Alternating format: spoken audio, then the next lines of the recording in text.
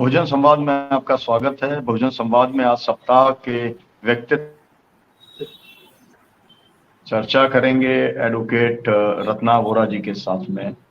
रत्ना वोरा जी छात्र जीवन से राजनीति में सक्रिय रही हैं, सार्वजनिक जीवन में सक्रिय रही हैं और जब वो दिल्ली से जब वे गुजरात लौटी तो उसके बाद भी उन्होंने वकालत चुना और एक जाना माना नाम आज बन चुका है गुजरात में एडवोकेट।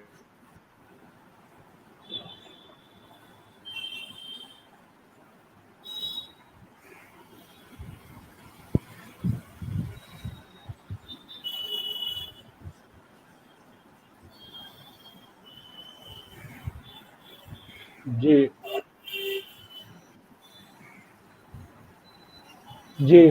तो आज हम चर्चा के लिए रत्ना बोरा जी से हम पहले हम लोग जैसा जानते हैं कि हम अपने बीच के साथियों को हम उनसे रोज मिलते हैं, रोज बात करते हैं, रोज चर्चा होती है, लेकिन उनके व्यक्तिगत जीवन से और उनके अपने व्यक्तित्व से हम तो स्वयं अपरिचित रहते हैं, हम सारे लोग अपरिचित रहते हैं। और तो हमारा आज का प्रोग्राम इसी को बेस करके है कि हम अपने साथियों से ऐसी चीज जाने जो कि इस समाज के लिए प्रेरणा स्रोत हो सकता है। तो ऐसे में आज हम बात करने के लिए हम हमारे साथ रत्ना बोरा जी हैं। आपका बहुत बहुत स्वागत बोरा जी। हम बोरा जी शुरुआत करते हैं कि आपके प्रारंभिक जीवन के बारे में, कि आप कहाँ पैदा हुई और आपकी पारिवारिक पृष्ठभूमि क्या थी। देखिए, मैं एक अनुसूचित जाति समाज से आती हूँ और हम गुजरात से बिलोंग करते हैं, मेरे पिताजी और मेरी माताजी। और मेरा खुद का जन्म दिल्ली का है। बाकी मैं अपने 5 भाई बहनों में से सबसे छोटी संतान थी और बाकी सभी भाई बहनों का जन्म तो गुजरात में ही हुआ था, परंतु मेरा जन्म दिल्ली में हुआ क्योंकि मेरे पिताजी की नौकरी दिल्ली साइड लग गई थी, तो वो परिवार के साथ दिल्ली आ गए थे और वहीं मेरा जन्म हुआ।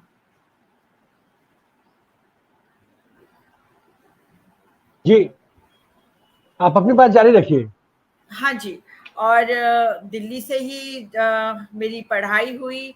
दिल्ली में एक गुजराती समाज का स्कूल है, Shri Shri Lakshmi Narayan trust Gujarat higher secondary school, और इसी स्कूल से मैंने अपनी 12वीं कक्षा तक की पढ़ाई पूरी की है। और मैं पढ़ाई में हमेशा से बचपन से ही अव्वल आया करती थी और मुझे पढ़ने का वैसे शुरू से ही शौक भी था। साथ ही अगर बचपन की बात करूँ तो मैं बचपन में भी, मेरा चित्रकला में भी बहुत अच्छा हाथ है। अभी भी कभी मन होता है तो कुछ चित्र बना लिया करती हूँ।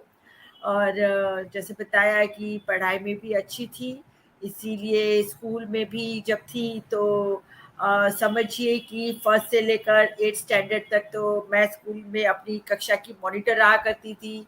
उसके बाद 9th 10th 11th में हम लोगों के हाउसेस बने हुए थे, तो उसमें मैं हाउस प्रीफेक्ट रहती थी। फिर उसके बाद 12th रत्ना जी, में हेड गर्ल रत्ना जी, बनाया। रत्ना जी, आप ही हम जरा आपको रोकेंगे। आपकी पारिवारिक पृष्ठभूमि, आप अपने हाँ जी। हेलो। देखिए, मेरा पारिवारिक पृष्ठभूमि में जाएँ तो अगर कहा जाए तो हम लोग एक गरीब परिवार से या मध्यम वर्गीय परिवार से आते थे। मेरे दादाजी की बात करूँ तो वो अहमदाबाद में बहुत सारी मिलें हुआ करती थीं और उन मिलों में मेरे दादाजी का काफ़ी एक डोमिनेटिंग रोल था। मतलब वो मिल में मास्टर की पोस्ट पे हुआ करते थे। और उस पोस्ट पे से फिर स्वाभाविक है कि गुजरात में हम जिस समाज से आते थे, तो हमारे समाज के बहुतियात लोग मिलों में ही मजदूरी किया करते थे या मिल में काम करते थे। तो मेरे दादाजी भी मिल में काम करते थे, पर वो मिल में मास्टर के उनकी पोस्ट थी, मतलब उनके हाथ के नीचे कम से कम 100-200 कारीगर काम किया करते थे और वो इस तरह से एक डोमिनेटिंग पोजीशन पे थे। और इसी तरह से फिर मेरे फादर बहुत छोटी उम्र में से मिल में दादाजी को देखते थे, तो उन्होंने भी टेक्निकल, उनको काफी नॉलेज हुआ। और अगर कहा जाए तो मेरे दादाजी के दो ही बेटे थे, एक मेरे पिताजी और एक मेरे चाचा जी। मेरे चाचा जी का नाम नारायण भाई वोरा था, मतलब अभी उनका स्वर्गवास हो चुका है। और नारायण भाई वोरा गुजरात में जब दलित पैंथर की स्थापना हुई, तो मेरे चाचा जी दलित पैंथर के फाउंडर मेंबर्स में से एक थे।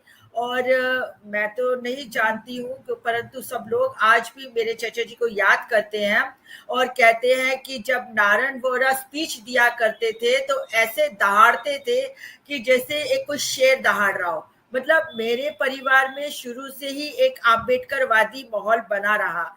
और इस वजह से जब मेरे चाचा जी थे जो उस जमाने में आरपीआई के साथ जुड़े थे, और उनको कांग्रेस ने भी काफी ऑफर किया कि आप आ जाइए कांग्रेस में, आपको विधानसभा की टिकट दी जाएगी। पर वो काफी सिद्धांतवादी थे, आम्बेडकरवादी थे, इसीलिए वो आरपीआई से जुड़े रहे। फिर मैंने जैसे बताया दलित पैंथर के फाउंडर मेंबर रहे, और कई सारे दलित मूवमेंट उस समय के जो माने जाते हैं उनमें उनका बहुत ही प्रखर रोल होता था।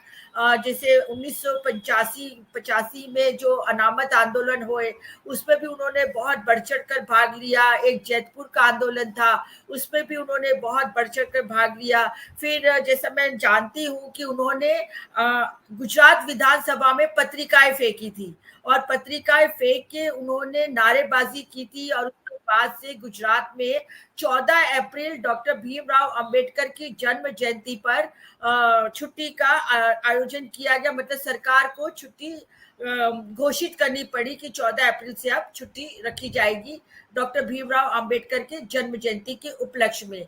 तो इसका श्रेय भी मैं अपने चाचा जी को ही देती हूँ। उनका नाम था नारायण भाई वोरा, और उनके नाम से गुजरात के अहमदाबाद शहर में एक मैमको नाम का विस्तार है, उस पे एक सड़क भी बनी हुई है दलित नेता नारायण भाई वोरा के नाम से।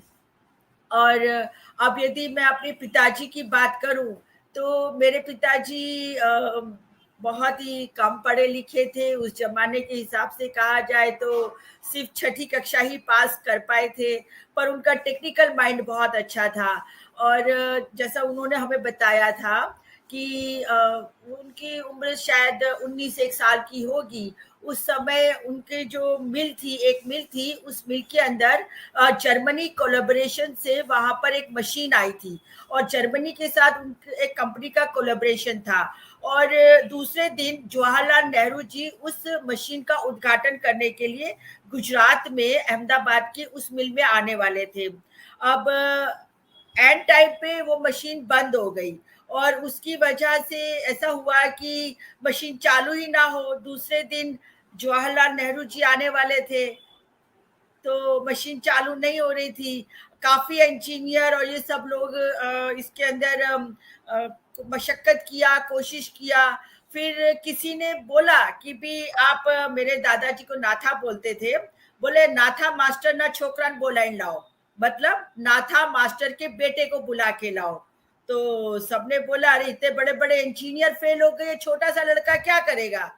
परंतु सबने बोला ठीक है, सब फेल हो गए तो कोई बात नहीं, इसको भी चांस दो, छोटा लड़का है पर सुना है बहुत टेक्निकल है, दिमाग इसका बहुत शार्प है, तो इसको बुला के लाओ। क्या रात के लगभग 1-1:30 बजे मेरे पिताजी को बुलाया गया मिल के अंदर, और मेरे पापा बहुत होशियार थे। उन्होंने देखा, देखते ही वो स्थिति समझ गए कि कहाँ पे फॉल्ट है। फिर भी जैसा वो बताते हैं वैसा आज मैं एज इट इज आपके सामने रखती हूँ कि उन्होंने पूरी मशीन खोल दी और एक एक पुर्जा खोल दिया। उसके बाद धीरे से उस फॉल्ट को ठीक कर दिया, और उसके बाद बोला कि अब मशीन चालू करो। तो जैसे स्विच गिराई गई और मशीन एकदम से स्टार्ट हो गई, तो सब लोगों ने खूब तालियां बजाई मेरे पिताजी के लिए, और कहा कि भाई ये लड़का तो बहुत होशियार है। तो उस टाइम पे जो वहाँ पे जो कंपनी थी, एक star textile marketing engineer company, तो उनके जो सेठ थे वो भी हाजिर थे, क्योंकि दूसरे दिन जवाहरलाल नेहरू आने वाले थे। तो उन्होंने देखा मेरे पापा की जो लायकात थी, जो उनकी होशियार जो था, उनका जो टेक्निकल माइंड, तो उन्होंने एक कार्ड दिया और कहा कि आप ये कार्ड लेके मुंबई में आ जाओ। अब मुंबई में नरीमन पॉइंट पे वो ऑफिस थी, तो लिहाजा मतलब कार्ड लेके जब फादर घर गए, तो मेरी दादी थी, उन्होंने अपोज किया, अरे भाई ये लड़का मुंबई कहाँ जाएगा, कैसे करेगा, कहाँ रहेगा, इस तरह से अपोज किया। पर मेरे दादाजी ने हिम्मत बंधाई कि कोई बात नहीं, जाने दो, देखो क्या होता है। उसके बाद घर से सपोर्ट मिला फिर बाद में, और मतलब मेरे पिताजी मुंबई पहुंच गए। अब मुंबई पहुंचे कार्ड लेके, और तुरंत ही उनको बुला लिया गया, और जैसे फिल्मी स्टाइल में होता है कि हाँ भाई आपकी नौकरी लग गई, हमने आपको नौकरी पे लगा लिया। अब मेरे पिताजी खुश।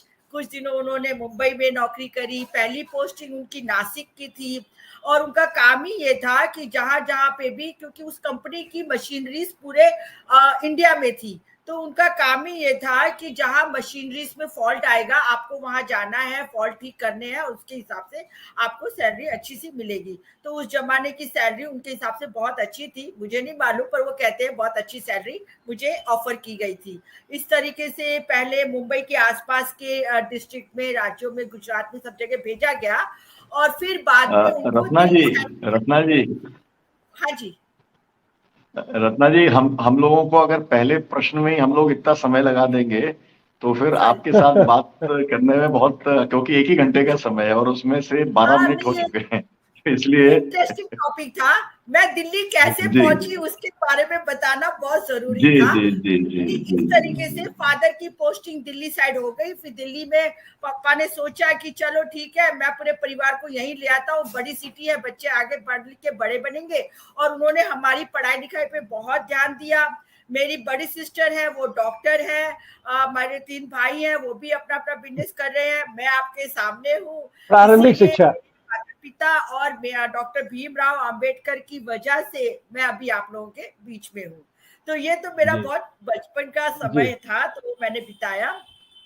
जी और जी स्कूल में जी। जैसे मैंने अभी बताया, जी पास जी हुआ जी, करती आपने थी। आपने अपने पारिवारिक जीवन के बारे में, और इसके लिए आपको बहुत बधाई देंगे कि हम लोगों ने अब तक कम से कम 300-400 लोगों के साथ बात की, किसी ने भी अपने पेरेंट्स के बारे में इतना डिटेल्स में नहीं बताया जितना आपने बताया, उसके लिए आपको बधाई। और अब जो प्राथमिक शिक्षा आपकी और हायर सेकेंडरी स्कूल वाली जो शिक्षा, पूरी स्कूली शिक्षा के बारे में, आपके उस समय के जो आपके सहपाठी रहे हों उनके बारे में, या शिक्षकों के बारे में, या आपकी एक्टिविटीज के बारे में, ये सबको एक साथ अगर आप बता देंगी, क्योंकि हम आगे बढ़ना चाहते हैं। जी बताएं। हाँ, तो जैसे मैंने पहले बताया था कि स्कूल तो मेरा एसएसएलटी गुजरात हायर सेकेंडरी स्कूल था, 12th तक मैंने वहीं पर पढ़ाई की। फिर कॉलेज में मैं किरोड़ीमल कॉलेज, दिल्ली यूनिवर्सिटी, वहाँ से मुझे पॉलिटिकल साइंस में मैंने एडमिशन लिया। और उसके बाद मैंने एमए का 1 साल भी किया, पर उसके बाद मैं उस बीच में मैं थोड़ा पॉलिटिकल हो गई थी। और मैं सुनीलम जी आपको याद दिलाना चाहूँ तो 1991 में वीपी सिंह की सरकार ने मंडल कमीशन लागू किया था, और बस रत्ना वहीं जी, से रत्ना जी, छात्र जीवन में से। रत्ना जी, रत्ना जी, हाँ जी। अभी अभी अभी थोड़ा सा स्पीड कम कीजिए। अभी हमने थोड़ा सा प्रारंभिक शिक्षा के बारे में आपका थोड़ा परिचय, ये प्राथमिक शिक्षा कैसी हुई और इंटर तक की शिक्षा के बारे में थोड़ा सा डिटेल बताएं। आपके शिक्षा सहपाठी, में जो आपका हमारा स्कूल था वो अच्छा स्कूल था, और टीचर्स, प्रिंसिपल सब बहुत अच्छे थे, कोऑपरेटिव थे। जैसे मैंने बताया कि मैं तो हमेशा अव्वल आती थी, तो हमेशा शिक्षकों की नजरों में मैं एक बहुत अच्छी सी, बहुत ही डिसिप्लिन वाली और खुद मॉनिटर थी। तो उस तरह की एक छात्रा रही हूँ। और हमेशा खेल कूद से लेकर, सांस्कृतिक कार्यक्रम से लेकर, स्कूल के सभी कार्यक्रमों में मैं हमेशा भाग लेती रही। चित्रकारी में भी मेरा अच्छा हाथ था, तो उसमें भी हमेशा मैं फर्स्ट आती थी। और मेरे एक ड्राइंग के टीचर थे पंचाल सर, वो चाहते थे कि मैं ड्राइंग में आगे जाऊं क्योंकि मेरा बहुत अच्छा था। पर उन दिनों क्या होता था कि सभी लोग स्कूल के बाद ग्रेजुएशन कर रहे हैं, तो हम भी ग्रेजुएशन करने लग गए। अब उस टाइम पर इतने सारे फील्ड नहीं थे, और फील्ड थे भी तो शायद हमें मालूम नहीं था। तो हम इस तरीके से यहाँ पर मैंने कॉलेज स्कूल पूरा किया, उसके बाद मैं कॉलेज में आई। कॉलेज भी अच्छा था, किरोड़ीमल कॉलेज, वहां से पॉलिटिकल साइंस किया। और रत्ना जी, रत्ना जी, हाँ ये शुरुआती दिनों के आपके मित्र, आपके शिक्षक, आप आज भी जिनकी याद आप ताजा करना चाहेंगी? मेरे जैसे स्कूल की फ्रेंड्स थी कुछ, एक सबसे अच्छी फ्रेंड थी और आज भी है, वो अभी दुबई में रहती है, पिंकी उसका नाम है। फिर एक थी प्रीति तृप्ति, दोनों सगी बहनें थी, ट्विंस थी, वो भी आज तक मेरी फ्रेंड है। फिर एक सुविधा करके लड़की है जो हमारे पंचाल सर की बेटी थी, वो भी आज तक मेरी फ्रेंड है। उसके बाद सुविधा, जयश्री, सुरेखा, ये सारी मेरी बहुत अच्छी बचपन से फ्रेंड्स थी रही। पर एक फ्रेंड मेरी मुझे अभी भी याद आती है, एक फ्रेंड थी मेरी बीवी लक्ष्मी, वो मुझे ग्रेजुएशन में मेरी फर्स्ट फ्रेंड बनी और मुझे आज तक अभी तक मिल नहीं पाई है, शायद मिल जाए कभी। तो वो बहुत अच्छी लड़की थी, साउथ इंडियन लड़की थी। और उसके साथ का एक वाकयात मैं बताती हूँ, बहुत ही अच्छा है, सबको जानने को भी मिलेगा। मैं शेड्यूल कास्ट की और वो ब्राह्मण लड़की थी। तो मुझे कुछ समय बाद ऐसा फील हुआ, एक साल फर्स्ट ईयर पूरा होते होते, कि शायद इसको मेरी असलियत पता चलेगी तो इसको बुरा लगेगा, मुझसे दूर हो जाएगी। तो मैंने सोचा अगर वो मुझसे दूर होती उससे पहले मैं ही दूर हो जाती हूँ। तो जब हमारा फर्स्ट ईयर पूरा हुआ, छुट्टियां हुई, तो मैं उससे मिली नहीं, बात नहीं किया, फोन नहीं किया, उसके घर नहीं गई, और वो भी समहाउ कांटेक्ट नहीं कर पाई। फिर जैसे ही हमारे कॉलेज स्टार्ट हुए तो उसने मुझे कहा कि रत्ना तूने क्यों मुझे मिली नहीं, बात नहीं, कुछ नहीं। तो मैंने कहा देख लक्ष्मी, इसमें मेरी कोई गलती नहीं है, ये मेरे जन्म की गलती है। तो बोले क्या हुआ, तो मुझे कुछ बता। उसे भी नहीं समझ आ रहा था कि मैं क्या बोलने जा रही हूँ। तो मैंने कहा लक्ष्मी देख, मैं एक शेड्यूल कास्ट लड़की हूँ और मैं नहीं चाहती थी कि तुझे ये पता चले और तू मुझे छोड़ दे, इसीलिए मैंने तेरे को ऐसा किया। तो हम दोनों ने बहुत प्यार से एक दूसरे को हक किया और उसने भी मुझे बहुत प्यार किया। बोले इसमें क्या हो गया, ये तो जन्म की बात तो अलग बात है, हम तो बहुत अच्छी फ्रेंड्स हैं और हमेशा अच्छी फ्रेंड्स रहेंगी। तो वो वाकयात मुझे बहुत याद आता है। इसी तरह से फिर मैं हॉस्टल में मेरा जी एडमिशन हुआ क्योंकि मेरे फादर की पोस्टिंग जॉब थी। तो हॉस्टल में मुझे एक अरुणाचल की फ्रेंड मिली। अरुणाचल की लड़की थी, वो नॉर्थ ईस्ट से आती थी, उसका नाम ओमम दाई। वो आज भी मेरी बहुत अच्छी फ्रेंड है।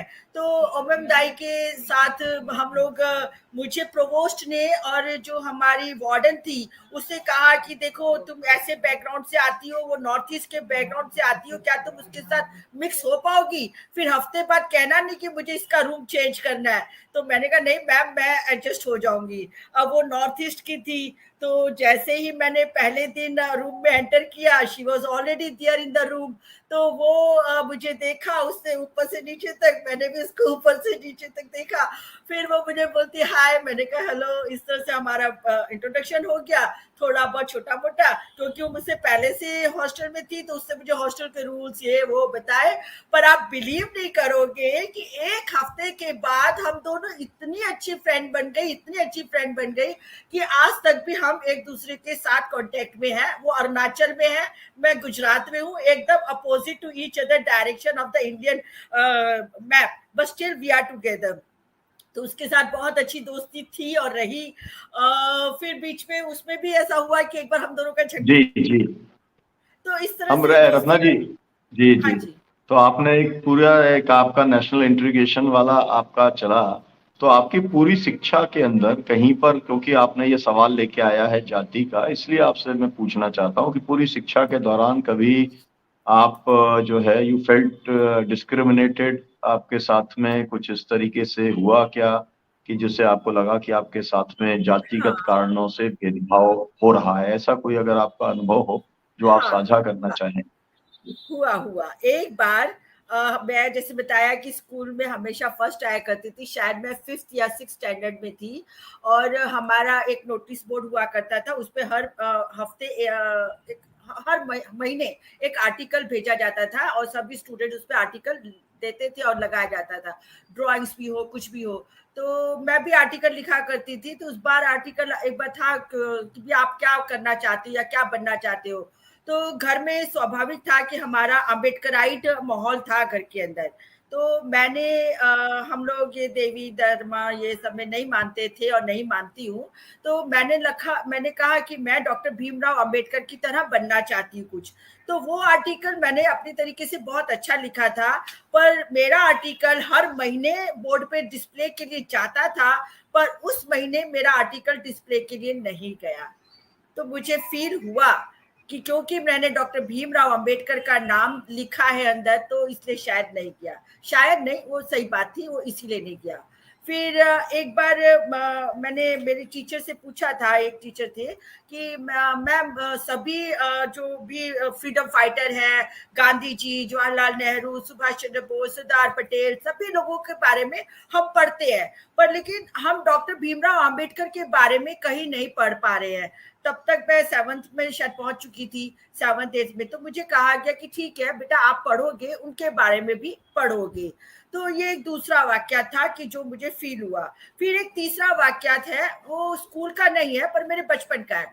हम हर छुट्टियों में दिल्ली से अहमदाबाद जाया करते थे, और अहमदाबाद के पास ही मतलब हमारा गांव भी है, तो गांव जाते थे। तो मेरे दादाजी हमें गांव ले जाते थे। तो नेचुरली दिल्ली से जाते थे तो अच्छे बहुत सुंदर साफ सुथरे कपड़े पहन के अच्छे दिखकर बन के जाया करते थे। तो सबको बहुत, हमें देख के बहुत अच्छा लगता था कि जैसे कि आप कोई फॉरेन से आए हो, ऐसा फील होता था। क्योंकि जहां पे हमारा घर था वो आज भी घर है, वो चाली में घर है। तो उस चाली वाले घर में जब हम जाते थे तो लोग हमें बहुत अच्छी तरह से वेलकम करते थे, ट्रीट करते थे।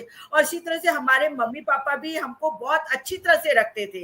उन्होंने हमें बहुत अच्छी तरह से पढ़ाया लिखाया, अच्छे कपड़े पहनाए, अच्छा खाना खिलाया, हर तरीके से हमें कोई कमी महसूस नहीं करनी थी। आज तक हमने कोई सरकारी स्कॉलरशिप नहीं लिया और हमेशा अच्छे रहे। तो मैं अब जो बताना चाहती हूँ कि हमको मेरे दादाजी गांव ले गए, चलते चलते जाना था, बस से उतरे, उसके बाद चलते चलते जाना था, पगडंडी जैसा था। तो वहां पर एक महिला थी, और वो गांव की महिला थी शायद, जैसे वो गोबर ओबर के साथ कुछ थे, उपले उपले बना रही थी और गोबर के साथ कुछ काम कर रही थी। हमें देख के बुरा लगे, पर ऑन द कॉन्ट्ररी वो हमें देख के पीछे खिसक गई। जब वो पीछे खिसक गई तो मुझे थोड़ा आश्चर्य हुआ कि भाई मैंने इतने अच्छे अच्छे कपड़े पहन रखे हैं और मैं छोटी थी, पर मैंने कहा वाह, मैं तो ठीक ही दिख रही हूँ, फिर ये क्यों मुझे देख के पीछे भागी है। तो मैंने मेरे दादाजी को पूछा, उनको हम पापा बोलते थे, मैंने कहा पापा ऐसा क्यों हुआ। तो उन्होंने कहा बेटा, हम जिस समाज से आते हैं, जिस जाति से आते हैं, हमारी जाति को लेकर ये लोग हमसे दूर रहते हैं। और वो टाइम मैंने गांव में भी ये चीज को महसूस किया। तो है, ऐसा होता है, चाहे शहर हो या गांव हो, किसी न किसी रूप में ये जी महसूस करना पड़ता है। रत्ना जी, क्योंकि अब ये सवाल एक डिस्क्रिमिनेशन का सवाल आया है, महिलाओं के साथ भी डिस्क्रिमिनेशन होता है। तो इसलिए मैंने सोचा कि लगे हाथ आपसे ये भी मैं पूछ लूं कि महिला होने के नाते भी अब आप जिस प्रोफेशन में हैं, वहां तक हम आए नहीं हैं, लेकिन उसके बारे में बाद में आपसे पूछूंगा। लेकिन उसमें भी आपने महिला के तौर पर भी क्या डिस्क्रिमिनेशन कहीं पर आपको देखने मिला, अनुभव करने मिला? क्योंकि ये एक तरीके की जनरल बात है, जाति के आधार पर, लिंग के आधार पर, कई बार भाषा के आधार पर, क्षेत्र के आधार पर, रंग के आधार पर डिस्क्रिमिनेशन होता है पूरी दुनिया के अंदर। तो आपको इस तरीके का कोई अनुभव आया है क्या? नहीं, महिला जेंडर बायसनेस मैंने कभी भी फील नहीं करी, कहीं भी फील नहीं करी, और कभी भी नहीं। इस बारे में मैं समझूंगी कि मैं अपने आप को खुशकिस्मत मानती हूँ कि कभी भी मुझे जेंडर बायसनेस का भोग नहीं बनना पड़ा, मुझे उसका कोई अनुभव भी नहीं हुआ है। सुनीलम जी जी, हम लोग आगे बढ़ते हैं। आप बता रही थी कि सबसे पहला आपका सार्वजनिक जीवन में आपने कब एंटर किया, किस तरीके से एंटर किया, किस संगठन के माध्यम से एंटर किया, क्यों एंटर किया, इसके बारे में बताइए। हाँ, उसके पीछे तो एक बहुत बड़ी स्टोरी है, बहुत इंटरेस्टिंग है। अब पता नहीं, अब इंटरव्यू का टाइम बहुत कम है, पर मुझे अच्छा लग रहा है आज आप लोगों से ये सब बात आने का। मैं हॉस्टल में थी और मेरा रूम था टॉप फ्लोर पे। तो वहां पे ऐसा था कि उन दिनों मंडल कमीशन चल रहा था, तो जो जितने भी एंटी मंडल, लगभग सब एंटी मंडल माहौल था, तो एंटी मंडल की जो गर्ल्स थी सारा दिन सुबह से निकल जाती थी और यूनिवर्सिटी में जाकर हो हल्ला करा करती थी। और इस तरह से वीपी सिंह की सरकार थी, उन्होंने 1991 में मंडल कमीशन को लागू किया था। रामविलास जी, शरद पवार, शरद यादव जी, यादव जी, सब लोगों ने उसको सपोर्ट किया था। तो फिर होता ये था कि वो लोग सब डिमॉन्स्ट्रेशन करके जब बारात वापिस आती थी, तो हमारे हॉस्टल में मेस ड्यूटी लगा करती थी। तो मेस ड्यूटी में हर किसी का नंबर आता था। तो जब वो लड़कियां वापस आए तो मेस ड्यूटी में जो काम कर रही है उसका ड्यूटी होती थी कि वो जाके उनके लिए खाना खोल के दे, सर्व करके दे, या मतलब निकाल के दे।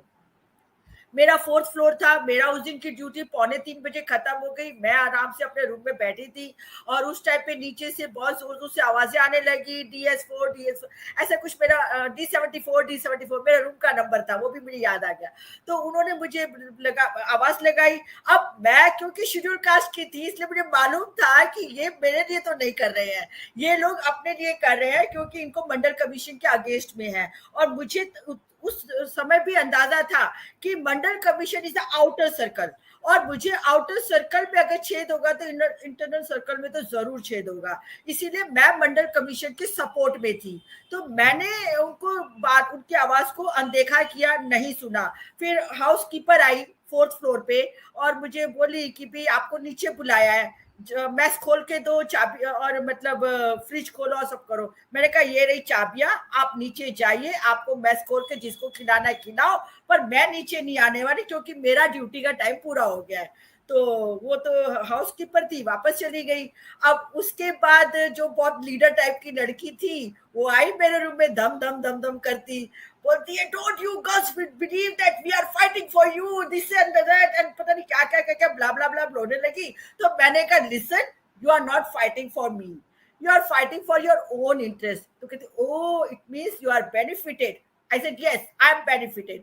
ऐसे ही करके जैसे उसने मुझे चैलेंज किया कि we will boycott you, will socially boycott you, ऐसा करके उसे चैलेंज दे के वो नीचे उतरी। तब मुझे लगा कि अब बाहर आना पड़ेगा। अब तक मैं एक नॉर्मल स्टूडेंट थी और उस टाइम पे हमारे जनता दल में राजेश वशिष्ठ करके छात्र जनता दल को लीड करते थे, शायद अगर मैं नहीं भूल रही हूँ, आपको शायद याद आया हो तो। एक छात्र जनता दल में थे राजेश वशिष्ठ, और उन दिनों मतलब एंटी बाद में वो बार के अध्यक्ष भी बने, दिल्ली बार के प्रेसिडेंट भी बने वो। उसके बाद मैं कांटेक्ट में नहीं हूँ, आज तक भी नहीं हूँ, पता नहीं कभी मिलेंगे तो जरूर बताइएगा। लेकिन मैं कांटेक्ट में हूँ और वो जो है दिल्ली बार के अध्यक्ष बने, फिर इसके बाद में संपर्क में हम लोगों के। जी बताएं। अच्छा, मेरा नंबर दीजिएगा। तो फिर उन्होंने मतलब एंटी मंडल का तो इतने सारे स्टूडेंट्स थे, प्रो मंडल के लिए कोई नहीं निकल रहा था। तब उन्होंने हमें प्रो मंडल के लिए मतलब इनवाइट किया, और फिर हमें वो सभी जो हमारे लीडर्स थे, वीपी सिंह जी, फिर शरद यादव जी, लालू यादव जी, रामविलास पासवान जी, सब लोगों के साथ ले जाके एज अ स्टूडेंट इंट्रोड्यूस कराया।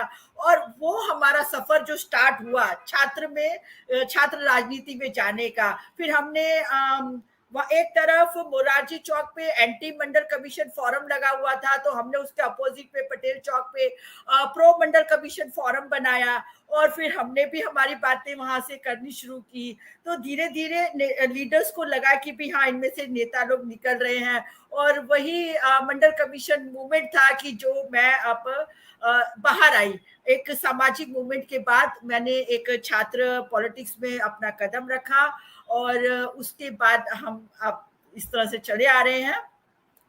पर एक बात और मैं आपको बताना चाहती हूँ, जो कि देखिए कितने चालाकी से ये लोग, ये भी छात्र मूवमेंट की बात है पर अलग तरह से बताना चाह रही हूँ। इसमें क्या था कि मैं फर्स्ट ईयर केएमसी में थी, तो हमारे कुछ सीनियर्स आए और वो बोले कि भी चलो चलो एक डिमॉन्स्ट्रेशन है, कुछ नारेबाजी लगानी। हमें कुछ पता नहीं, 12th से पास होके तो कॉलेज में आए थे, तो हमें कुछ पता नहीं ये सब क्या होता है। तो बोले हम तुम्हें नोट्स देंगे, तो मैंने कहा अच्छी बात है, चलो। मैंने भी 2-4 लड़कियों को बोला बोला मेरी क्लास की कि चलो अपने चलते हैं। तो हम लोग मॉरिस चौक की तरफ गए, वहां पे कुछ नारेबाजी हो रही थी, फीस बहुत बढ़ गई है, ये वो कुछ कुछ था, और हम भी हो हल्ला कर रहे थे, कुछ पता नहीं चल रहा था, पर साथ साथ चल रहे थे। फिर बाद में पता चला उस संगठन का नाम था ABVP, अखिल भारतीय विद्यार्थी परिषद। तब भी पता नहीं चला कि इनकी क्या फिलॉसफी है, ये क्या सोचते, कुछ मालूम नहीं था। लगभग 1 साल तक मैं ABVP में रही, ये मैं बताना चाहती हूँ। पर 1 साल होते होते मुझे महसूस हुआ कि अरे ये तो कुछ अलग से बातें करते हैं, ये वो बातें नहीं करती है जो मेरे घर में आज तक बचपन से हम सुनते आए हैं। ये बाबा साहब के विषय की, उनके विचारधारा की बात नहीं करते, उनकी बातें तो बहुत अलग जा रही हैं और अलग है। तब 1 साल होते होते उनकी मीटिंग अटेंड करने करते मुझे रियलाइज हो गया कि मैं तो गलत जगह बैठी हूँ। और फिर मुझे लगा कि अरे बाबा ये तो मेरी जगह नहीं है। मैंने तुरंत एक ही दिन में उनका सारा का सारा साहित्य, उनका सब कुछ डंप किया। तब शायद कहीं करोल बाग में उनकी ऑफिस थी, वो सब डंप किया और लिख के आ गई कि बस अब मैं ये ABVP छोड़ रही हूँ, मैं इस संगठन में नहीं हूँ। फिर इस तरह से मैंने ABVP छोड़ा, और ABVP छोड़ने के 6 महीने तक ये लोग कितने शातिर, चालाक और होशियार होते हैं। 6 महीने तक ये लोग मेरे पीछे न करे, अरे रत्ना जी क्या हो गया, आपने क्यों छोड़ दिया, आइए बैठिए, बात कीजिए, मीटिंग करते हैं। आपको उस टाइम पे नंदू जी से मिलाते हैं, और उस टाइम पे JP Nadda ji student wing देख रहे थे, और गोविंदाचार्य जी, वो सब लोग स्टूडेंट विंग देख रहे थे। तो बोले हम आपको उनसे मिलाते हैं। ये आप लोगों को विश्वास हो या ना हो, पर JP नड्डा उन दिनों मेरे घर करोल बाग में भी आए हुए हैं। तो इस तरह से ये समय था। वो ABVP में जाते जाते मैं बच गई, और मैं फिर वापस अपनी विचारधारा के पास आ गई। तो ये भी एक था। और फिर जैसे मैंने बताया मंडल कमीशन तो आया, आप तो जो है फिर आप छात्र जनता के साथ में आप का जुड़ाव बना, आप पदाधिकारी बनी, दिल्ली को आपने लीड किया। हमने जी जो प्रो मंडल कमीशन, हाँ, तो हमने प्रोमंडल कमीशन बनाया था। उसके बाद हम छात्र जनता दल में आए थे, और VP सिंह जी ने मुझे युवा छात्र जनता दल में पोस्ट दिया था, आई थिंक जनरल सेक्रेटरी का, ऐसा कुछ ऑल इंडिया का पोस्ट दिया था उस समय पर। फिर उसके बाद हम लोग रामविलास पासवान जी के साथ भी जुड़े, तो उनकी दलित सेना में जुड़े, तो उधर भी उन्होंने दलित स्टूडेंट फेडरेशन था, उसमें भी मुझे ऑल इंडिया का पोस्ट दिया। तो इस तरह से फिर हाँ, मुझे याद है तब आप लोग युवा जनता दल में थे, 7 जंतर मंतर अपने ऑफिस हुआ करती थी, तो हम लोग आते थे 7 जंतर मंतर, और बस ज्यादा कुछ नहीं, हेलो हाय हुआ करती थी। कभी कभी आप लोगों के बीच में बैठने का मौका मिलता था, तो सुनते थे कि आप लोग बड़ी बड़ी अच्छी अच्छी बातें कर रहे हैं। आप थे, जावेद रजा जी थे, और एक साउथ इंडियन थे, आपको नाम याद है, साउथ इंडियन एक थे जी, हमारे यादव रेड्डी, हाँ, यादव रेड्डी जी। जी। हाँ, ये सब लोग आप लोग होते थे, मेरे ख्याल से आप लोग का एक ग्रुप होता था। कभी कभी आप लोग के ग्रुप के साथ बैठने का मौका भी मिलता था।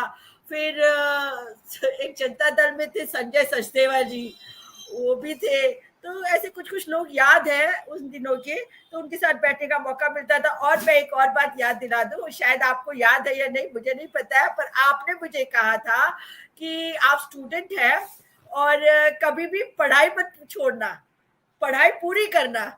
और सुनिंदर जी, आज मैं आपको भी कोट करना चाहती हूँ कि आपका बहुत बड़ा रोल रहा कि मैंने अपनी पढ़ाई छोड़ी नहीं, पूरी की। जबकि मैं पढ़ाई के दौरान काफी डिस्टर्ब भी हुई, डिस्टर्ब इन द सेंस कि यही मैं नेतागिरी में चली गई थी थोड़ा, तो परसेंटेज अच्छे नहीं आए। पास किया, पहले ग्रेजुएशन पास किया, फिर लॉ पास किया, बीच में 1 साल ये मैंने MA भी किया था, और उसके बाद मैंने फिर मैं एडवोकेट हूँ। और अभी एट प्रेजेंट मैंने LLM ज्वाइन किया है। मैं फर्स्ट ईयर LLM कंप्लीट कर चुकी हूँ। मुझे मलाल था कि मैं अच्छे परसेंटेज नहीं लाई हूँ, तो मैंने ये LLM 68% फर्स्ट ईयर में क्लियर किया है। देखो आगे सेकंड ईयर में मेरा क्या आता है। आगे कोशिश जारी रहेगी और हिम्मत बनी रहेगी, तो मैं PhD भी आपको करना बधाई जी, आपको बधाई, शुभकामनाएं। फिर गुजरात आप कैसे लौटी और क्यों लौटी? हाँ, नहीं, ये पढ़ाई में एक और और आपकी बहुत जो इम्पोर्टेंट रोल है। जस्ट अ मिनट, एक बहुत इंपॉर्टेंट रोल है, वो भी मैं बता देना चाहती हूँ कि जब मैं एमए फर्स्ट ईयर का एग्जाम था, फर्स्ट ईयर एग्जाम दिया, जब सेकंड ईयर का एग्जाम था तो उन दिनों वहां पे बिहार में इलेक्शन चल रहे थे और मैंने अपने एग्जाम छोड़ के मैं बिहार चली गई थी प्रचार करने के लिए। रोसड़ा में आई थिंक रामविलास पासवान जी का इलेक्शन था। तो और उस टाइम पे फिर जब मैं वापस आई तो मेरे नेचुरली मेरा एमए छूट चुका था। तब मैंने, मेरी सिस्टर है डॉक्टर पार्वती, तो मैंने अपनी सिस्टर से पूछा, मैंने कहा दीदी क्या करूं, एमए कंटिन्यू करूं या लॉ में एडमिशन ले लूं। तो मेरी सिस्टर क्योंकि खुद एमबीबीएस डॉक्टर हैं तो उन्होंने कहा कि रत्ना देखो, जो प्रोफेशनल डिग्री होती है वो हमेशा बहुत काम में आती है, तो एक काम कर, तू छोड़ एमए, तुझे कोई प्रोफेसर लेक्चर तो बनना नहीं। मैं कहा नहीं, तो बोले कि तू लॉ कर ले। तो ये भी मेरे लाइफ का एक बहुत बड़ा इंपॉर्टेंट रोल है मेरी बड़ी सिस्टर का, जो खुद डॉक्टर है आज भी, मतलब अच्छा उनका जॉब है, गवर्नमेंट जॉब है, कोटा में है राजस्थान में। तो वो भी मेरी एक बहुत बड़ी प्रेरणा रही कि उन्होंने मुझे लॉ करवाया और लॉ के लिए प्रेरित किया, और इस तरह से मैं फिर ग्रेजुएट हो गई, लॉ भी किया और अब हाई कोर्ट में मैं प्रैक्टिस जी करती हूँ। जी। चलिए, बाय हमारी द वे मैं गुजरात, आज कोटा में हूँ। बाय द वे क्या आज बात मैं है, कोटा में हूँ और कोटा के अंदर जो है मेरा प्रोग्राम है आज 1 बजे से 4 बजे तक का एक लेक्चर है। Very good. तो खैर आगे बढ़ते हैं। तो आप गुजरात में कैसे आप पहुंची फिर, हाँ, और गुजरात अब में आपने जाके ऐसा क्या था किया? कि यस यस, अब मैं बताती हूँ कि 96 में रामविलास पासवान जी, जहाँ तक याद है, रेलवे मंत्री थे और उन्होंने मुझे एक काम दिया था कि आप गुजरात में हो तो गुजरात की दलित सेना की ऑब्जर्वर बन के जाओ, और साथ में रेलवे की जो कमिटीज होती हैं, उन्होंने कहा था कि स्टेशन विजिलेंस कमेटी बनानी है, जैसे आरआरबी है, नॉट आरआरबी, जेडब्ल्यूसीसी है, फिर डीआरसीसी है, ऐसे हमें एक स्टेशन कमेटी बनानी है। तो मैंने कहा ठीक है, और फिर उस टाइम पे फिर हम लोगों को उस टाइम पे गुजरात के 19 डिस्ट्रिक्ट थे, तो मैंने हर एक 19 डिस्ट्रिक्ट का उन दिनों दौरा किया। आप समझ सकते हैं 96-7 की बात है, तब उम्र भी बहुत कम थी। तो उन दिनों मैंने सभी डिस्ट्रिक्ट का दौरा किया और वहां पर हमारे, तब मेरे साथ में थे दलित सेना के गुजरात प्रदेश के प्रमुख थे प्रहलाद चौहान जी, तो उनकी भी मैंने मदद ली। तो उनके साथ फिर मैंने पूरे 19 डिस्ट्रिक्ट का दौरा किया और हर एक रेलवे स्टेशन से कुछ लिस्ट बनाई और लोगों को, मतलब मैंने वो पूरे 300 जितने लोगों की एक लिस्ट तैयार करके मैंने उसका रिपोर्ट बना के रामविलास पासवान जी को दिया था दिल्ली आके। तो ये मेरा 96 का सफर था। अब 96 के सफर होते होते फिर एक और बड़ा हादसा हुआ था मुंबई के घाटकोपर में।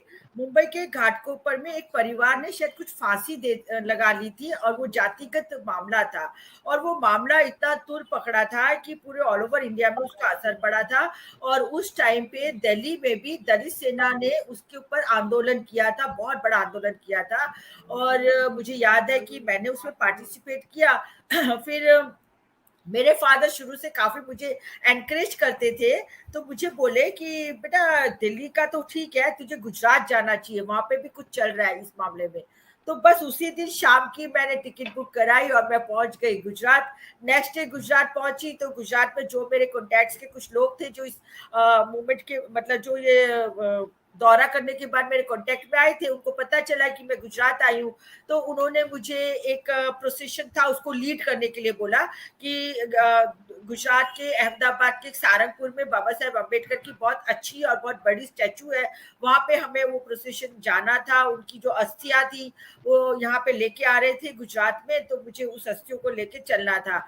पर तब हाई सिक्योरिटी थी, बहुत टाइट सिक्योरिटी हो गई थी, और उस टाइम पे मतलब हम लोगों को हाउस अरेस्ट टाइप का कर लिया था, और इस तरीके से काफी बहुत न्यूज़पेपर में भी बहुत आया था। तब मेरा नाम भी अच्छा था, और उस टाइम पे मतलब अंदर से इसकी एक पॉलिटिकल उभरती हुई लीडर तरीके दलित सेना में मेरा नाम था, तो न्यूज़पेपर ने भी बहुत हाईलाइट किया था। तो इस तरीके से मैं गुजरात में एंटर हुई।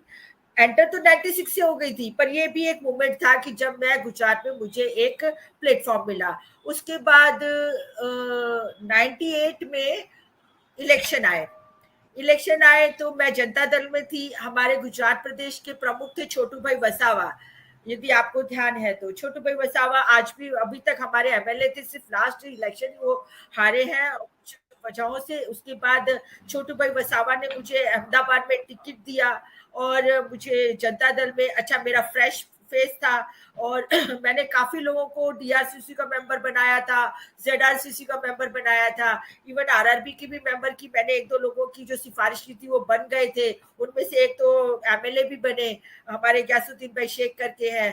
तो इस तरीके से मैंने बहुत लोगों का काम किया था, बस करते रहती थी। लोग मुझे दिल्ली में आते थे, मिलते थे, मैं पासवान जी को देती थी कि सर ये कुछ आया आप देख लीजिएगा, और सर अच्छा ठीक है, जो सारी रिकमेंडेशन होती थी फिर मैं दे देती थी और हो जाता था। तो काफी नाम था मेरा, मेरा फेस भी बहुत फ्रेश था, अच्छा था, लोगों को मेरी बातें सुननी, मेरी स्पीच अच्छी लगती थी और ठीक अच्छा था माहौल। तो जनता दल में उन दिनों एक ही हमारे अहमदाबाद शहर के जनता दल के कॉर्पोरेटर थे, तो वहां से दिल्ली से मुझे नाम मिला था कि आप इनसे कांटेक्ट कीजिएगा, ये आपको आगे हेल्प करेंगे। तो उनका नाम था रोहित पटेल, तौफीक खान पठान, वो गुजर चुके हैं। हाँ, तो इस तरह से मैं इलेक्शन लड़ने के लिए आई। 98 में मैंने इलेक्शन के लिए टिकट मांगा, मुझे टिकट मिला भी सही, पर जैसे आप जानते हैं कि ऊपर कुछ कुछ सौदेबाजी हो जाती है, तो मेरा नाम लास्ट मोमेंट पे कट गया और फिर प्रहलाद चौहान जी का टिकट दे दी गई, जो हर बार इलेक्शन लड़ते थे और 2-4 हजार सिर्फ 2-4 हजार वोट बिगाड़ते थे। तब मुझे बहुत सेटबैक हुआ, पर लेकिन मेरा पहला लाइफ का सेटबैक था। फिर मुझे वहां की जो लोकल लीडरशिप थे उन्होंने बोला कि भाई आप अगर इलेक्शन के माहौल में कूदना चाहते हैं, जमीनी राजनीति करना चाहते हैं, तो दिल्ली से नहीं होगी, आपको दिल्ली छोड़ना पड़ेगा। और दिल्ली छोड़ के फिर मैंने भी मेरे फादर को बोला, मैंने कहा पापा मैं दिल्ली मतलब मैं जाना चाहती हूँ अहमदाबाद। तो मेरे फादर ने मुझे क्वेश्चन किया, बोले लोग मतलब छोटी सिटी से बड़े बड़े शहरों में आते हैं, दिल्ली जैसे शहर में, मुंबई में जाते हैं, और तो दिल्ली छोड़ के अहमदाबाद जाएगी। मैंने कहा नहीं, बस मुझे जाना है, मुझे लगता है कि वही मेरा जगह है जहां मुझे अपनी मंजिल मिलेगी और मुझे लोगों के बीच में रहना है। तो बस मेरे पापा ने कहा ठीक है, ओके यू आर वेलकम, आप जा सकती हो। तो उन्होंने मुझे जो भी प्राइमरी अरेंजमेंट्स होते हैं वो किए। पहले शुरू के 6 महीने मैं, मेरे मामा जी हैं उनके यहाँ रही, उनके यहाँ भी बहुत अच्छा रहा। फिर उसके बाद मैंने खुद ही अपना किराए पे एक घर ले लिया, तो अच्छा सा रहा। फिर उसके बाद 99 में हम लोगों को कांग्रेस में जुड़ने का ऑफर आया। तो जनता दल के जितने भी लोग थे कि अहमदाबाद की पूरी बॉडी कांग्रेस में जुड़ी, तो साथ साथ में हम भी कांग्रेस में जुड़ गए। फिर उसके बाद इस तरह से हम कांग्रेस में 99 के बाद जुड़े। वहां पे लोकसभा का इलेक्शन था और गिरीश दानी वहां के उस टाइम पे उम्मीदवार थे कांग्रेस के, तो उनके साथ हम लोग कांग्रेस में जुड़े। फिर इस तरह से कांग्रेस में आए, तब वादा लिया था कि भी हमें कॉर्पोरेशन की टिकट मिलनी चाहिए, जितने हम लोग कुछ 2-4-5 लोगों को, तो टिकट की वादे के साथ हम लोग कांग्रेस में जुड़े। फिर जब वहां पर ही हमको हमारे जो उस समय के विधायक थे मनु भाई परमार, उनकी डेथ हो गई और हम लोकल थे। तो हमने कहा कि भी हम लोकल हैं, नाम भी अच्छा है, सब कुछ है, आप हमें विधानसभा की सीट दीजिए। पर लेकिन विधानसभा की सीट तो खैर थी नहीं हमारे उसमें, तो उन्होंने उसी टाइम पे, हम दिल्ली में थे, हमने अहमद पटेल साहब को बोला कि सर हमको दीजिए, पर उसी टाइम पे अनाउंसमेंट हो गई कि कॉर्पोरेशन के इलेक्शन डिक्लेयर हुए हैं। तो अहमद पटेल सर ने बोला कि आप पहले अहमदाबाद जाओ, कॉर्पोरेशन की सीट लड़ो, कॉर्पोरेशन लड़ो, उसके बाद आगे सोचेंगे। तो नेचुरली फिर हम लोग कॉर्पोरेशन लड़े और बहुत अच्छी तरह से मैं कॉर्पोरेशन जीत के निकली। फिर उसके बाद उसी टाइम पे 2000 की ये बात है कि जब मैं फर्स्ट टाइम म्युनिसिपल काउंसिलर बनी अहमदाबाद से। फिर उसके बाद 2002 में दंगे हो गए, दंगों में, हाँ 2001 में पहले भूकंप आया, भूकंप में भी हम लोगों ने बहुत बुरे दिन देखे। हम जहाँ रहते थे वहां पर तो ठीक है, उसका उतना असर नहीं था, पर बहुत बुरा असर बहुत सब जगह पड़ा। और उस टाइम पे जो बीजेपी थी उसने और आरएसएस ने जो भी गलत किया था लोगों के सामने आ गया था कि इन्होंने बहुत कुछ गलत किया, और इस वजह से जितनी भी सहाय आती थी बाहर से, विदेशों से, वो सब सहाय ये बीजेपी और ये आरएसएस के लोग अपने घरों में दबा लेते थे। लोगों तक सहाय नहीं पहुंच रही थी, लोगों तक कैश टोल नहीं पहुंच रहा था। तो उस समय बहुत बुरा माहौल था। बीजेपी बिल्कुल किसी हालत में जीत ना सके ऐसा माहौल था। और सब लोग बीजेपी की अगर लाल बत्ती की गाड़ियां देखते थे तो पत्थर लेके मारते थे, इतना बुरा माहौल था, दौड़ा रहे थे।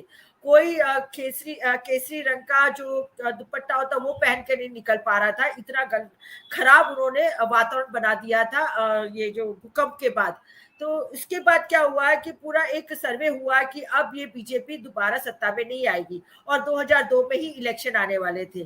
फिर इन्होंने यहाँ पे लेबोरेटरी वाला काम शुरू किया। 2002 के इलेक्शन को जीतने के लिए इन्होंने मोदी जी को प्रमोट किया, और मोदी जी को फिर यहाँ पर उन्होंने पहली बार मुख्यमंत्री बनाया। और उसके बाद जो इनकी सोची समझी साजिश थी, जिस तरीके से उन्होंने स्टेट स्पॉन्सर्ड दंगे कराए 2002 फरवरी के, वो दंगों के बाद से जो माहौल बदला है, वो माहौल आज उन्होंने उस दंगों की आग पूरे देश में लगा रखी है। तो ये बहुत ही बुरा माहौल था। और उन दंगों के माहौल में जब मुझे याद है कि 2 दिन के बाद मतलब वहाँ पे एक बहुत बड़ी हमारे एरिया में मीटिंग हुई, क्योंकि मैं जिस एरिया में रहती हूँ उस एरिया में भी हिंदू मुस्लिम दोनों ही कौम के लोग रहते हैं। और हमारे जो एरिया में जो मुस्लिम तबका था उनका भी बहुत नुकसान हुआ था, उनको भी कैंप में रखा गया था। और मैं खुद उन सब लोगों से जुड़ी हुई थी, उनके लिए काम करती थी। तो मुझे बहुत दिल पे लग रहा था कि मैं कुछ नहीं कर पा रही हूँ, मैं कुछ नहीं कर पाई, ऐसा फील हो रहा था। तब वहां पे 2 दिन के बाद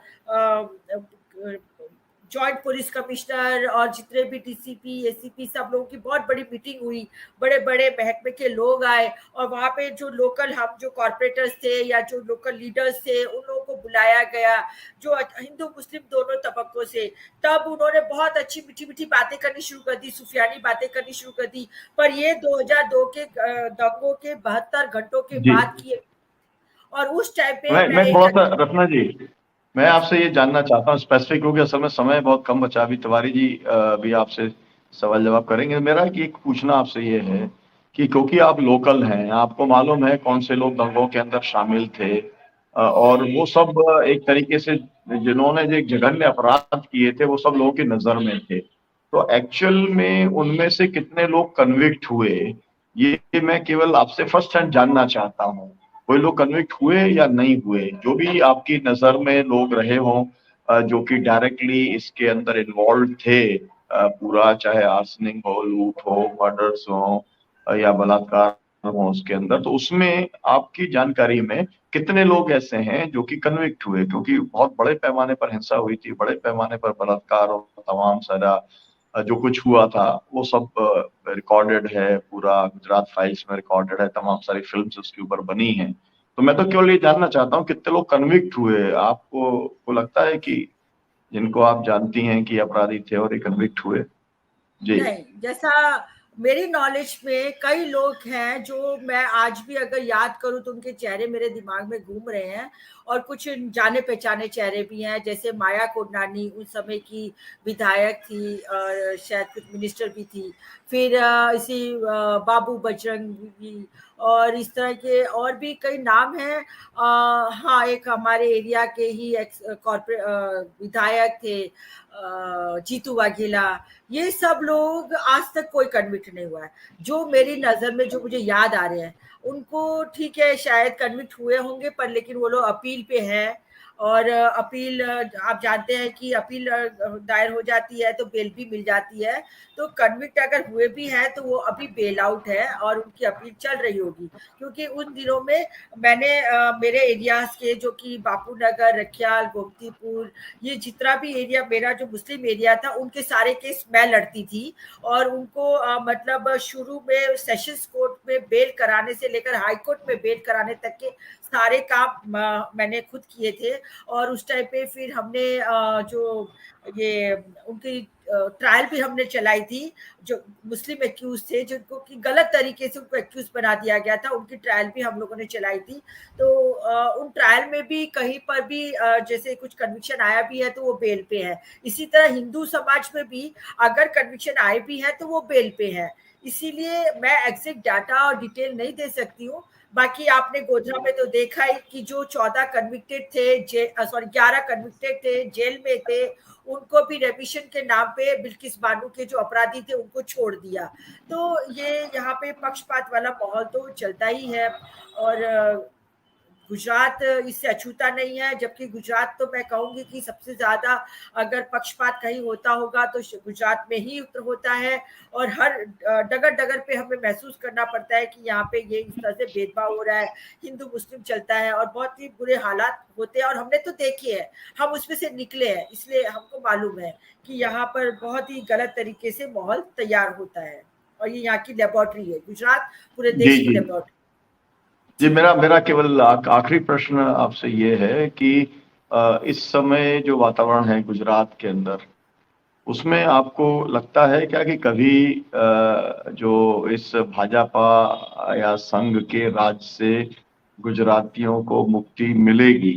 आपका केवल टिप्पणी, और उसके बाद में तिवारी जी कंटिन्यू करेंगे ना जी। देखिए, समय तो बदल रहा है, गुजरात के लोग भी परेशान तो हैं ही, और महंगाई तो उनको भी भुगतनी पड़ती है। और यहाँ पे शिक्षा नहीं है, यहाँ पे रोजगार नहीं है, यहाँ पे जो एग्जाम्स होते हैं और उस एग्जाम्स में पेपर लीक हो जाते हैं, 14 बार पेपर लीक हो गए हैं, तो लोग तो परेशान तो है ही।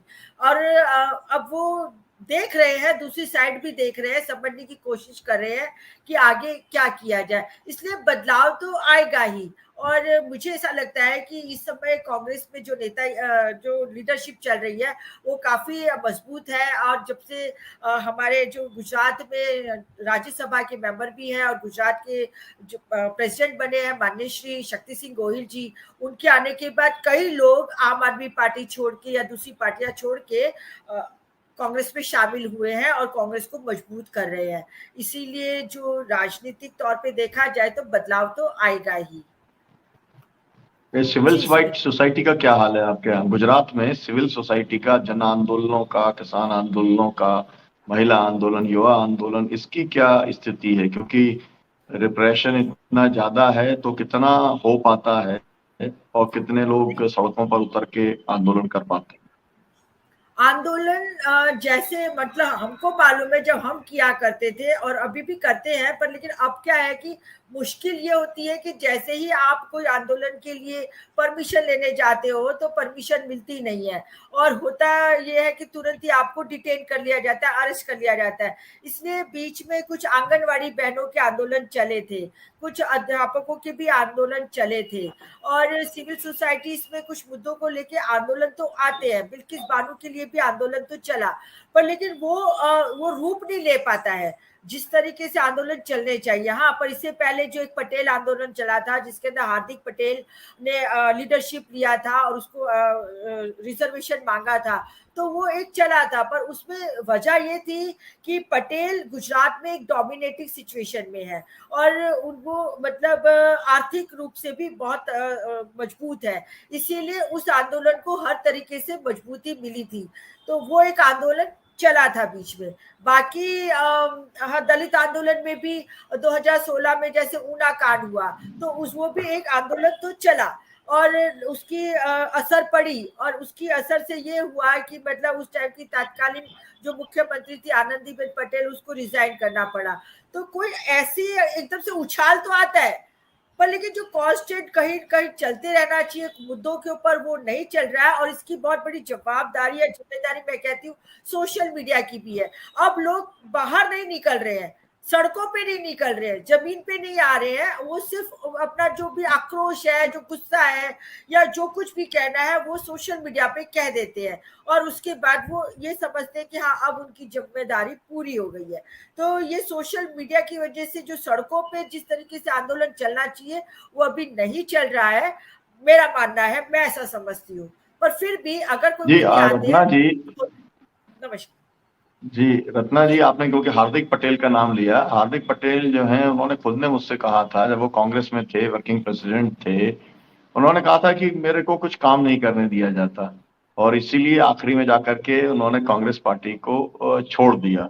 मुझे लगता है कि अब तो उन्हें बिल्कुल भी काम नहीं करने दिया जाता होगा, लेकिन उस समय उन्होंने ऐसा कहा था। तमाम सारे ये जो पूरा एक आपके यहाँ पर जो ट्रायो एक यूथ लीडरशिप जो पैदा हुई थी, जिसमें जिग्नेश भी थे, जिसमें वो ठाकुर भी, अल्पेश ठाकुर भी थे, ये तीनों लोग थे। तो वो तीनों लोगों का आपको लगता है कि उपयोग हुआ कांग्रेस के अंदर? नहीं क्योंकि ये देखिए, तीनों ऐसा लोग बात तो नहीं जिस है। तरीके की इनकी चमक पैदा हुई थी, उससे ये तीनों लोग जो है गुजरात के अंदर बहुत बड़ा बदलाव ला सकते थे अगर कांग्रेस पार्टी सपोर्ट इन्हें करती तो। नहीं नहीं, ऐसी बात नहीं है।